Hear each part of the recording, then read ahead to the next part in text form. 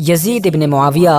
दोस्तों, ये इतिहास का एक ऐसा कैरेक्टर, एक ऐसा इंसान है कि जिसका जिक्र तब तब होता रहा है और तब तब होता रहेगा कि जब जब हज़रत इमाम हुसैन का जिक्र होता रहा है और जब जब हज़रत इमाम हुसैन का आगे भी जिक्र होता रहेगा, क्योंकि यही वो हुक्मरान था कि जिसकी हुकूमत में, या ये कहिए कि जिसके ऑर्डर पर ही 61 हिजरी 10 मुहर्रम के दिन करबला के मैदान में हज़रत इमाम हुसैन और उनकी पूरी फैमिली के साथ वो सब कुछ हुआ कि जो आज के दौर में हम लोग ऐतिहासिक किताबों के अंदर पढ़ते हैं। अब ये यजीद इब्न मुआविया आखिर था कौन, कब पैदा हुआ, कहाँ पैदा हुआ, हुकूमत की गद्दी कैसे मिली, कब मिली, और आखिर हज़रत इमाम हुसैन की शहादत के बाद इसका अंजाम क्या हुआ था, इसकी मौत कैसे हुई थी, यही सारी चीजें आज की इस वीडियो में हम लोग जानने की कोशिश करेंगे। साथ ही साथ हम आप लोगों को यजीद की तरफ से किए गए 3 सबसे बड़े गुनाहों के बारे में भी बताएंगे कि जिनमें से एक तो हज़रत इमाम हुसैन और उनकी पूरी फैमिली के ऊपर किए गए जुल्म सितम थे,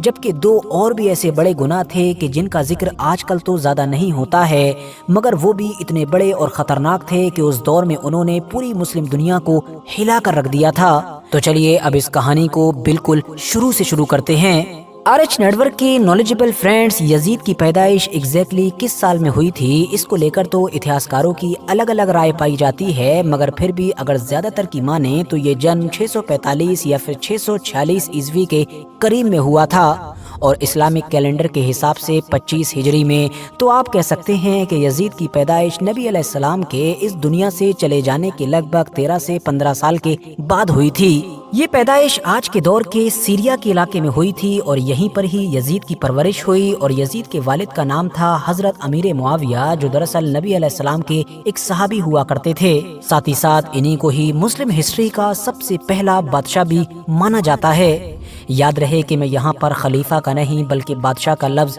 इस्तेमाल कर रहा हूँ। आगे जाकर जब 680 ईस्वी में हजरत अमीर मुआविया का इंतकाल हुआ तो फिर गद्दी यजीद ने संभाली और इस तरह से वो सल्तनत बनु उमैया का दूसरा हुक्मरान बना। मुस्लिम इतिहास में ये पहली बार हुआ था कि जब किसी को हुकूमत नसब की वजह से, यानी बेटा भाई वगैरह होने की वजह से मिली थी, ना कि काबिल होने की वजह से। वरना उससे पहले जितने भी खलीफा चुने गए थे वो सब लोगों के मशवरे के बाद और उनकी काबिलियत को देखकर चुने गए थे। वैसे तो जैसे ही यजीद के गद्दी संभालने की चर्चाएं शुरू हुई थी, वैसे ही बहुत सारे लोगों ने इस बात की मुखालिफत करना शुरू कर दी थी, मगर फिर बाद में धीरे धीरे वक्त के साथ या तो बहुत सारे लोगों की जबानों को तलवार के डर से खामोश करवा दिया गया, या फिर बहुत सारे लोगों ने खुद ही मसलहत के तहत अपनी जबानें बंद कर ली थीं। वो चंद गिने चुने लोग कि जिनकी जबानें कभी बंद नहीं हुई या बंद करवाई नहीं जा सकी, उनमें सबसे ऊपर नाम तो नवासे रसूल हजरत इमाम हुसैन इब्न अली का है, और जबकि एक दूसरा नाम हजरत अब्दुल्ला इब्न जुबैर का है। अपनी आखिरी सांस तक की गई इसी मुखालिफत का ही नतीजा था कि फिर हजरत इमाम हुसैन के साथ करबला के मैदान में वो दर्दनाक और जालिमाना वाकया हुआ कि जिसको पढ़कर आज भी हम लोगों की रूह कांप जाती है। ये वाकया 10 मुहर्रम 61 हिजरी, या अगर इंटरनेशनल कैलेंडर के हिसाब से बात करें तो 10 अक्टूबर 680 ईस्वी के दिन हुआ था। और हजरत इमाम हुसैन और उनकी फैमिली के ज्यादातर लोगों को इस तरह से बेबसी की हालत में जालिमाना तरीके से शहीद करना ही यजीद के उन 3 बड़े गुनाहों में से पहला गुनाह माना जाता है कि जो उसने अपनी जिंदगी में किए थे। जबकि यजीद का जो दूसरा बड़ा गुनाह था वो दरअसल खुदा के घर यानी काबे के ऊपर पत्थर बरसाना था। आप लोग शायद कंफ्यूज होंगे कि आखिर कोई पत्थर काबे के ऊपर क्यों बरसाएगा, तो मैं आप लोगों को बता दूं कि जैसा कि आज के दौर में हम देखते हैं कि जब कोई भी फौज किसी बड़े शहर का घिराव करती है तो उसकी बड़ी बड़ी बिल्डिंग्स पर, उसके किलों के ऊपर अपनी नई एडवांस तोपों की मदद से गोले छोड़ती है, बारूद छोड़ती है। बिल्कुल वैसे ही उस दौर में मंजनीकों की मदद से खतरनाक पत्थरों की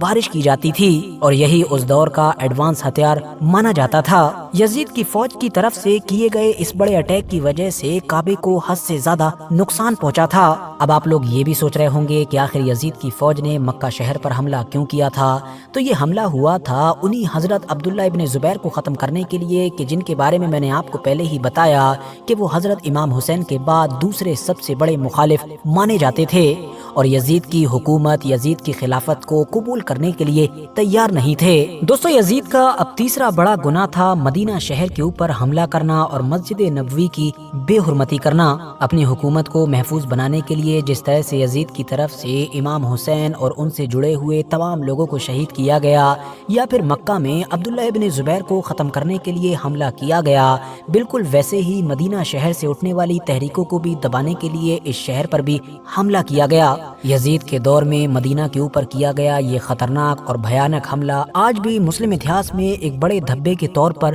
دیکھا جاتا ہے۔ وہ پاک مسجد نبوی کہ جس میں نبی علیہ السلام یا ان کے بعد ان کے صحابہ نے بھی نمازیں پڑھی یا پھر پڑھائی، اب وہاں پر یزیدی فوج کے گھوڑے بندھے ہوئے تھے اور لگاتار 3 دن تک مسجد نبوی میں اذان یا پھر نماز نہیں ہو سکی تھی۔ گھوڑوں نے گندگی پھیلائی، ان کی لید یا پھر ان کے پیشاب وغیرہ وہاں کے ممبر پر پڑے۔ مدینہ شہر میں خوب لوٹ مار مچائی گئی۔ یہ لوٹ مار 3 دن تک چلی، جس میں 4000 سے لے کر 10,000 کے قریب لوگ شہید ہوئے، جس میں زیادہ تر لوگ تو صحابی تھے۔ مدینہ جیسے پاک شہر کی پاک عورتوں کے ساتھ کیا سلوک کیا گیا تھا، اس چیز کا اندازہ تو آپ اسی بات سے لگا سکتے ہیں کہ بہت سارے ہسٹوریکل ایویڈنس سے یہ بات کلیئر ہوتی ہے کہ یزیدی فوج کی مدینہ کی عورتوں کے اوپر کی گئی زیادتی کی وجہ سے بعد میں لگ بھگ 1000 کے قریب عورتیں حاملہ ہو گئی تھیں، یعنی کہ پیٹ سے ہو گئی تھیں۔ مگر دوستو ایک سچ یہ بھی ہے کہ 680 عیسوی میں گدی پر بیٹھنے والا یزید 683 عیسوی میں ہی مطلب صرف اور صرف 3 سال کے بعد ہی اس دنیا سے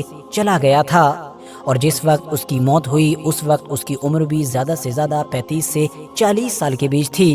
اور اس کی اسی اچانک موت کی وجہ سے ہی مکہ پر حملہ کرنے والی اس کی فوج بھی عبداللہ ابن زبیر کو ختم کرنے میں کامیاب نہیں ہو پائی تھی، اور اس کو نہ چاہتے ہوئے بھی یزید کی موت کی خبر سنتے ہی اپنی راجدھانی واپس لوٹ کر جانا پڑا تھا۔ اب یزید کی موت ایگزیکٹلی کس طرح سے ہوئی تھی، اس کو لے کر اتہاسکاروں میں الگ الگ رائے پائی جاتی ہے۔ کچھ نے لکھا ہے کہ کربلا کے واقعے کے کچھ وقت کے بعد ہی یزید ایک بڑی ہی خطرناک بیماری کا شکار ہو گیا تھا، جس میں وہ پیٹ کے درد اور آنتوں میں زخم کی وجہ سے ایک مچھلی کی طرح تڑپا کرتا تھا۔ اس کو پانی دیا جاتا تھا، وہ جب بھی تڑپتا تھا اور پانی کے بغیر بھی تڑپتا تھا۔ بستر پر پڑے یزید کو جب آخری وقت میں اپنی موت کا لگ بھگ یقین ہو گیا تھا تو اس نے اپنے بڑے بیٹے جس کا نام معاویہ ابن یزید تھا اس کو اپنے پاس بلایا اور اس سے سلطنت کے معاملات کے بارے میں کچھ کہنا ہی چاہتا تھا کہ اس کا وہ بڑا بیٹا بہت تیزی کے ساتھ چلایا اور بڑے ہی حقارت کے انداز سے اس نے اپنے باپ کی پیشکش کو یہ کہتے ہوئے ٹھکرا دیا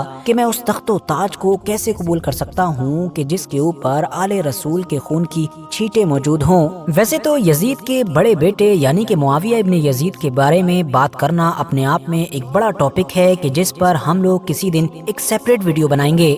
بس آپ لوگوں کی کنفیوژن کو دور کرنے کے لیے اتنا بتاتا چلوں کہ یزید کے والد کا نام بھی حضرت معاویہ تھا اور اس نے اپنے والد کی نسبت سے ہی اپنے بیٹے کا نام بھی معاویہ ہی رکھا تھا۔ آخری وقت میں اپنے بیٹے کا ایسا جواب سن کر یزید بری طریقے سے تڑپ اٹھا تھا اور تڑپ کر ہی اپنے پاؤں کو بستر پر مارنے لگا تھا۔ آنتوں میں موجود خطرناک زخموں کی وجہ سے موت کے بالکل آخری وقت پر اس کی آنتیں سڑ بھی چکی تھیں اور اسی خطرناک درد اور تڑپ کی حالت میں اس کی موت ہو گئی تھی۔ حالانکہ دوستو کچھ دوسری کتابوں میں یزید کی موت کے کچھ دوسرے اسباب بھی ملتے ہیں۔ مثال کے طور پر کچھ نے یہ مینشن کیا ہے کہ اس کی موت کا سبب ایک رومی نسل کی لڑکی تھی جس سے وہ تو دل لگا بیٹھا تھا مگر اس لڑکی نے اندرونی طور پر نفرت پال رکھی تھی اور ایک دن جب تنہائی میں یزید اس کے ساتھ مدہوش تھا تب ہی اس نے موقع پا کر یزید کو قتل کر دیا تھا۔ اس کے علاوہ کچھ الگ ایویڈنسز یہ بھی بتاتے ہیں کہ یزید کی موت گھوڑے سے گرنے کی وجہ سے ہوئی تھی۔ ایک بار یزید اپنے بندر کو کھچر پر بیٹھا کر دوڑا رہا تھا اور خود بھی گھوڑے پر بیٹھ کر اس کے پیچھے بڑی ہی مستی اور مدہوشی میں دوڑتا چلا جا رہا تھا، جب یہ اچانک سے گھوڑے سے گرنے کی وجہ سے اس کی گردن ٹوٹ گئی جس کی وجہ سے وہ دوبارہ کبھی بھی کھڑا نہ ہو سکا اور اسی درد کے عالم میں اس کی موت ہو گئی تھی۔ فی الحال ان ساری الگ الگ روایتوں میں سے جو سی بھی روایت صحیح ہو لیکن ایک بات کلیئر ہے کہ یزید کی موت کم عمر میں ہوئی تھی اور ساتھ ہی ساتھ اس کی موت نیچرل بھی نہیں تھی۔ جہاں تک معاملہ اس کی قبر کا ہے تو وہ آج بھی اسی سیریا کے اندر موجود ہے کہ جہاں پر اس کی پیدائش ہوئی، جہاں پر اس نے پرورش پائی اور جہاں پر ہی اس کی موت ہوئی تھی۔ فی الحال دوستو آج کی اپنی ویڈیو کو بھی ہم یہیں پر ختم کرتے ہیں۔ ویڈیو اگر انفارمیٹو لگی ہو تو لائک کرنے کے ساتھ ساتھ دوستوں کے ساتھ ضرور شیئر کریں اور ایسی ہی نالجبل اور ہسٹوریکل ویڈیوز ہمیشہ دیکھنے کے لیے ہمارے اس چینل کو سبسکرائب کرنے کے ساتھ ساتھ بیل آئیکن کو بھی ضرور پریس کریں۔